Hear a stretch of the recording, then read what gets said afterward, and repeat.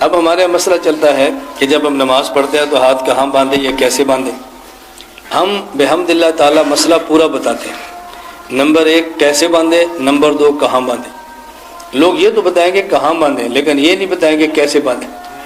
حنفیت پورے دین کا نام ہے اور دھورے دین کا نام نہیں ہے. تو ہم یہ بتاتے ہیں کہ کیسے باندھیں اور کہاں باندھیں. ہمارے یہاں علامہ عینی نے عمدۃ القاری میں لکھا ہے کہ ہمارا جو طریقہ ہے وہ یہ: دائیں ہاتھ کی ہتھیلی بائیں ہاتھ کی پشت پہ رکھیں. نمبر 1 دائیں ہاتھ کا انگوٹھا اور چھوٹی انگلی اس سے بائیں ہاتھ کو کھٹے سے پکڑیں. نمبر 3 دائیں ہاتھ کی درمیانی 3 انگلیاں بائیں ہاتھ کی بازو کلائی اس کے اوپر رکھیں. نمبر 4 ہاتھ ناف کے نیچے باندھیں. تو نمبر 1 کیسے باندھیں اور نمبر 2 کہاں باندھیں. یہ بات ہم کیوں کرتے ہیں؟ اس لیے کہ روایات 4 قسم کی ہیں. نمبر 1 صحیح ابن حبان، سنن نسائی، سنن ابی داؤد روایت موجود ہے. حضرت وائل بن حجر رضی اللہ عنہ فرماتے ہیں: لَأَنظُرَنَّ إِلَىٰ رَسُولِ اللَّهِ صلی اللہ علیہ وسلم كَيْفَ يُصَلِّي. میں بڑی توجہ سے دیکھتا کہ حضور پاک نماز کیسے پڑھتے ہیں. تو میں نے آپ کو نماز پڑھتے دیکھا. فَنَظَرْتُ إِلَيْهِ قَامَ، آپ کھڑے ہوئے. فَكَبَّرَ، آپ نے اللہ اکبر فرمایا. وَرَفَعَ يَدَيْهِ، اپنے ہاتھ اٹھائے. حَتَّىٰ حَاذَتَا أُذُنَيْهِ، کانوں کے برابر اٹھائے. اس کے بعد ثُمَّ وَضَعَ يَدَهُ الْيُمْنَىٰ عَلَىٰ ظَهْرِ كَفِّهِ الْيُسْرَىٰ، پھر آپ نے دائیں ہاتھ کی ہتھیلی کو بائیں ہاتھ کی پشت پہ رکھا. دائیں ہاتھ کی ہتھیلی کو بائیں ہاتھ کی پشت پہ رکھا. نمبر 1. نمبر 2 یہ روایت سے ابن حبان میں ہے.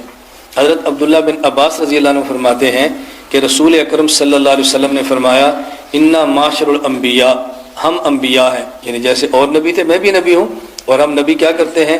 امرنا، ہمیں اللہ نے حکم دیا ہے، ان نؤخر سحورنا، نمبر 1 سحری ذرا دیر سے کریں، ونعجل فطرنا، اور افطاری وقت پہ کریں. جلدی کا معنی یہ نہیں کہ سورج غروب ہونے سے پہلے شروع کر دیں مطلب جب سورج غروب ہو جائے تو پھر جلدی کریں.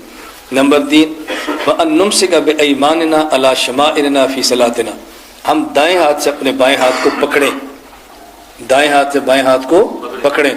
نمبر 3 صحیح بخاری میں روایت موجود ہے.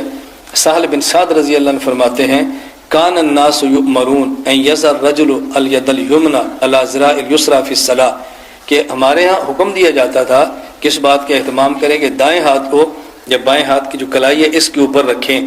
3 روایتیں.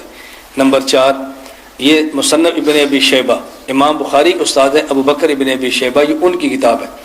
وائل بن حجر رضی اللہ عنہ فرماتے ہیں: رأیت النبی صلی اللہ علیہ وسلم، میں نے نبی پاک کو دیکھا، وضع یمینہ علی شمالی فی الصلاۃ تحت سرہ، آپ نے دائیں ہاتھ کو بائیں ہاتھ پہ نماز میں ناف کے نیچے رکھا. 4 روایتیں ہو گئی. نمبر 1 دائیں ہتھیلی کو بائیں بازو کی پشت پر. نمبر 2 دائیں ہاتھ سے بائیں ہاتھ کو پکڑنا. نمبر 3 دائیں ہاتھ کو بائیں کلائی پر رکھنا. اور نمبر 4 اس کو ناف کے نیچے رکھنا. اب امام صاحب نے 4 روایتوں کو جمع کیا ہے کہ دائیں ہاتھ کو بائیں ہاتھ پہ رکھتے ہیں، انگوٹھا اور چھوٹی انگلی دائیں ہاتھ کے سے بائیں ہاتھ کو پکڑ لیتے ہیں، یہ درمیان کی 3 انگلیاں بائیں ہاتھ کی کلائی پہ رکھتے ہیں اور ناف کے نیچے ہاتھ کو باندھ لیتے ہیں. اب دیکھو لوگ ایک روایت بتا رہے ہیں اور ہمارے امام 4 روایتیں بتا رہے ہیں. حضرت پھر بھی کہتے ہیں ابو حنیفہ کو حدیث نہیں آتی کیسی عجیب بات ہے. اللہ ہم سب کو بات سمجھنے کی توفیق عطا فرمائے.